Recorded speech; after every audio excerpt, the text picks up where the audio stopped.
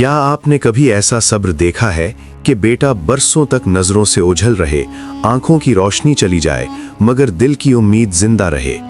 ये दास्तान है अल्लाह के बरगुज़ीदा नबी हज़रत याकूब अलैहिस्सलाम की। हज़रत याकूब अलैहिस्सलाम हज़रत इसहाक़ अलैहिस्सलाम के बेटे और हज़रत इब्राहीम अलैहिस्सलाम के पोते थे। आपको इसराइल भी कहा जाता है और आप ही की नस्ल को बनी इसराइल कहा गया। अल्लाह ताला ने आपको 12 बेटे अता फरमाए, जिनमें सबसे ज्यादा महबूब थे हज़रत यूसुफ अलैहिस्सलाम। एक दिन हज़रत यूसुफ ने ख्वाब देखा कि सूरज, चांद और 11 सितारे उन्हें सजदा कर रहे हैं। हज़रत याकूब समझ गए कि ये ख्वाब किसी बड़ी अजमत की निशानी है, इसलिए उन्होंने बेटे को नसीहत की कि अपना ख्वाब भाइयों को न बताना, मगर हसद दिलों में घर कर चुका था। भाई यूसुफ को बहाने से जंगल ले गए और एक गहरे कुएं में डाल दिया। फिर खून आलूद कमीज लेकर वापस आए और कहा कि भेड़िया यूसुफ को खा गया।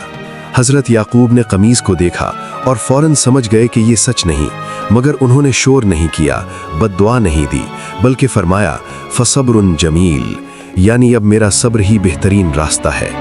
वो गम में रोते रहे यहाँ तक कि उनकी आंखों की रोशनी चली गई, मगर उन्होंने कभी अल्लाह की रहमत से नाउम्मीदी इख्तियार न की।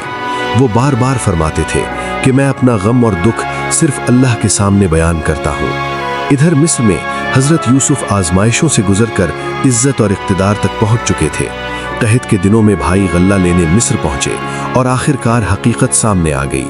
जब हज़रत यूसुफ ने अपनी कमीज़ भेजी और वो हज़रत याकूब के चेहरे पर डाली गई तो अल्लाह के हुक्म से उनकी बीनाई वापस आ गई।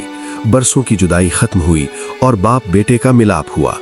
ये लम्हा सब्र की जीत और अल्लाह के वादे की सच्चाई का ऐलान था। हज़रत याकूब की ज़िंदगी हमें सिखाती है कि आजमाइश कितनी ही बड़ी क्यों ना हो, अल्लाह पर भरोसा कभी नहीं छोड़ना चाहिए। सब्र वक्ती तौर पर मुश्किल ज़रूर होता है, मगर अंजाम हमेशा खैर का होता है। यही सब्र जमील की असल रूह है।